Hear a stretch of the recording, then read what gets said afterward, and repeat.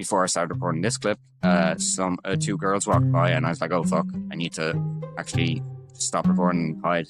But then I thought, "Okay, Karol, just get over yourself. No one cares." So many podcasts are formal, too formal.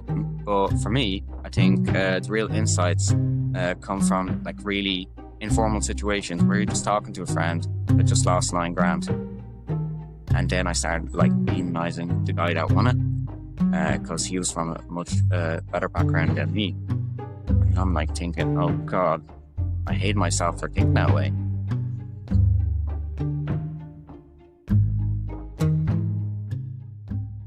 Hey everyone, welcome to the Business Student Podcast, hosted by Karol Koszorz, where I show you that just because you have a dream doesn't mean you can't succeed financially.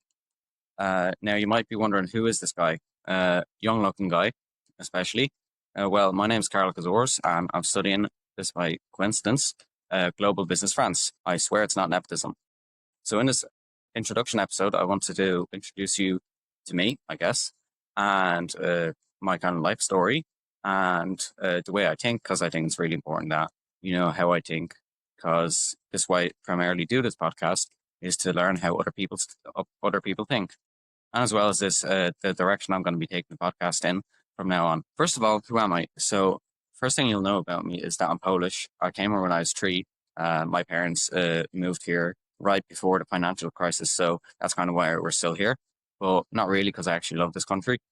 I'm studying in Dublin City University. So I actually live really close by compared to my friends who have to commute from all the way from Meath or Carlow. And I know that, you know, I'm not everybody is as lucky as me to be able to commute only by walking in 20 minutes. So I guess I have pretty lucky, and it's probably the reason why I'm doing this podcast, because if I had to commute, well, I don't think I'd have the time to do this. My main interests at this point, because they do change a lot, are rowing, and you'll find out in a minute that it really did change my life, and it made my life 10 times better. Poetry, I've recently published a new poetry book called Everything Unknown to Us, and unfortunately it's in Polish, but if you want to get the Polish version and Google Translate it, I heard it does a pretty good job. And lastly, the main thing about me is that I teach as a maths teacher in my Polish weekend school. I was a student there for about 15 years, and when I finally finished my leaving cert, a natural thing to do was to transfer as a maths teacher.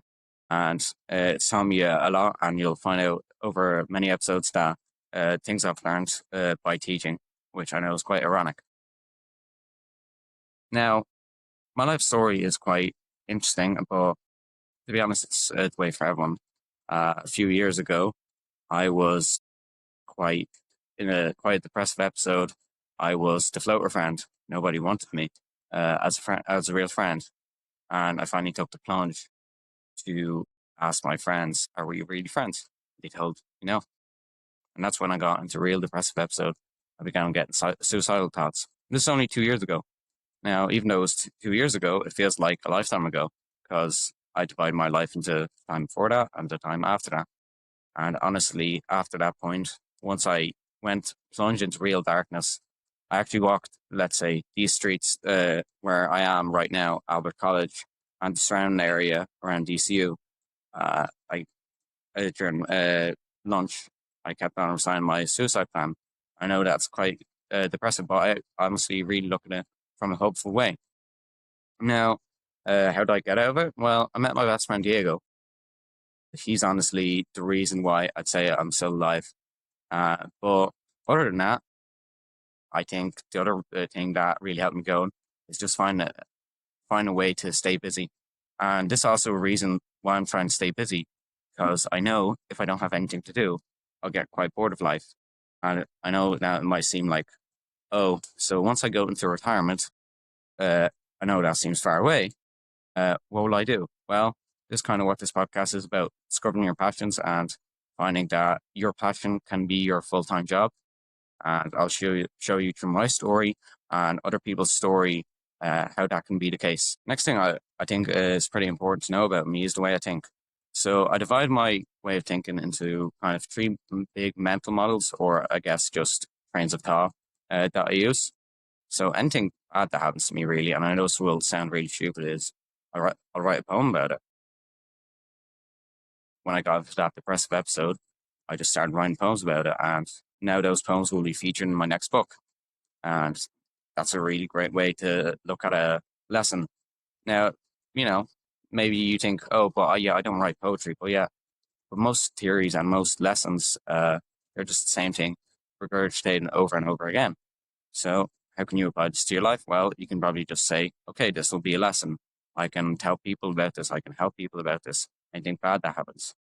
Now, next mental model that I use to guide my life is marginality.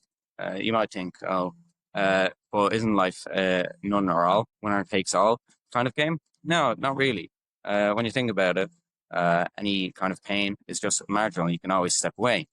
But in the other way, you can flip that and say, okay, I can handle this bit more pain. So when I row and I'm doing a really hard workout, for example, a 2K test, I'm like, okay, I can handle this. It's just a bit more pain. Similarly, I don't think that happiness is that uh, we chase happiness too much in a way, because I know for myself, okay, if I have the friends I have now, I'm I'm like pretty happy. That's enough for me, but I don't really need a lot more. So therefore, when I fail, it's not like I'm going to be like super sad about it, because it's just a bit of extra happiness. And last thing I discovered that actually informs a lot of my thinking when I was given an interview to another podcast host, Brandon Hedgebeck, who hosts the podcast Hanson Talks 2 weeks ago, was that I think about Parkinson's law a lot. Now, you might be thinking what Parkinson's law is. Well, it's just that, that time when you have a deadline and you for an assignment, and you just wait and wait until the deadline comes up. Well, that's Parkinson's law. You fill the task to the time you allocate to it. So now I don't do this that I shorten my deadlines, but whenever something bad happens, for example, I know I wake up late, I just think about it. Okay, well, I woke up an hour later. I can, I have 3 hours of study to do, but honestly, I can find ways to reduce that time studying to 2 hours. Or if I'm going to the gym and I only have an hour to dedicate to the gym instead of 2 hours, I'll just do less exercise. Like, it's just a bit of less muscle. So yeah, those are kind of like the ways I think about life. And through this podcast, I'd like to know how you think, how entrepreneurs think, how professionals think. Lastly, I want to talk about the way I'm going to take the podcast in. As you can probably tell, hey, I'm not in the studio. I'm in park. Why is this guy doing this? Is this a business podcast? Well, it is. When I was reflecting on how to take this podcast forward and do in a way that is really and truly mine, I took I took a look at the podcasts I like. Now, one of them, Story of a CEO, and the way I kind of view the things that podcast has taught me is that just improve slightly. Now, I know I'm probably talking really badly, as it's my first episode like this, where I'm just talking to a camera. Um, I thought, I'll improve next time. I was quite nervous about recording this in a park where there's a lot of people. A couple of people passed me by.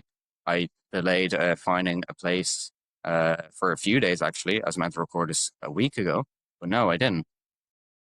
Before I started recording this clip, two girls walked by, and I was like, oh, fuck, I need to actually stop recording and hide. But then I thought, okay, Karol, just get over yourself. No one cares. But the reason why I'm recording this in a park is because I think that so many podcasts are formal, too formal. Now, it's not a bad thing, but for me, I think the real insights come from like really informal situations where you're just talking to a friend uh, in like a cafe, like the one we have in DCU called the Biz Cafe, where I just have a load of great memories. Or it might be a walk in the park, or if you're already in business, you might go for a walking lunch, and that's where you discover the next great idea, or you just bump into someone. So I think just kind of stepping outside the, let's say, studio environment is just a great way to do that. Now, the reason why I can do this is this mic. Now, that was probably my biggest expense, but the reason why I bought it is because, I wanted to prove to myself, oh yeah, I'm taking this thing seriously, and I want to put a lot of my effort into it. Because when I start something, you can ask my rowing friends, I put my all into it. I hog that training group chat we have for rowing, sending in training nearly every day. Uh, and I just put into my whole effort into it. Now, the actual reason why I'm recording this in the park, because I guess when I went on a tangent, is that I watched another podcast called Zerky Show. Now, the guy is also Polish, so I may be a bit biased. He doesn't talk in Polish, but it's a really great show. The guy, I don't actually know his name. Maybe it's Zach, supposedly, but that's what Google AI says, is Zerky, basically. He talks in very random places in nature. And I really relate to that just getting outside can really just help us get better ideas. And the fact that it's, a new place every day. And then, even though I don't watch the video podcast, I listen to it and then I'm like, wait, to hear him say, oh, this episode was filmed in Austin, Texas, or Krakow, Poland. Now, for that episode in Poland, I was actually in Poland, but unfortunately didn't meet him. That would have been great. But yeah, I think just kind of stepping outside of our own comfort zone is quite important. Like kind of in nature, it's like really uncomfortable because it's not a controlled environment. So this kind of why the reason why I'm recording it here. Now, the last part of this, the new way I want to take this podcast in is showing you that you can achieve your dreams while achieving financial security. Because I know how stressful it is. I don't come from a wealthy background, and I thought, okay, that I have enough savings. But last year, while in one of the modules in DCU called Life, Learn, Innovation for Enterprise, there was a scholarship we could have won by submitting a portfolio, and I really put my all into it. I really wanted that money because I thought, okay, this is going to fund my next book, and I was shortlisted, and then it goes on and on. I'm waiting. And in one of my marketing lectures, I see the email from my lecturer. I'm like, oh God, did I win? Did I win? Don't open it yet. Wait till after lecture. But no, I couldn't resist and I opened it. And bam, there's an unfortunately in the email and I knew, oh damn. I just lost 9 grand. And then I started like demonizing the guy that won it because he was from a much better background than me. And I'm like thinking, oh God, I hate myself for thinking that way. So then I realized, oh, I do have to heal my relationship with money. So through this podcast, I want to heal my relationship with money because I feel like it's not a thing business students even talk about that like, oh, why do we need this money? If I'm just earning money for the sake of it and I don't know what I want to spend it on, why it matters to me, to you, then when I actually earn some money, if I go viral or I just become rich somehow, all of a sudden, I'll just waste the money because I don't know what I'm trying to fill, what void I'm trying to fill. I know what void I'm trying to fill with my friends. I don't want to ever return to the place where I was completely alone 2 years ago. But if I didn't know what I'd want friends for, I'd be like a shitty friend because I'd realize I don't want anyone to ever experience what I went through, and I don't want to experience what I went through again. So kind of same with money. If I don't know what I want the money for, I'll just spend it on, supercars maybe, or, the typical midlife crisis stuff or the typical quarter life crisis stuff that people buy. So I think that's why it's important to just know what we're using that money for.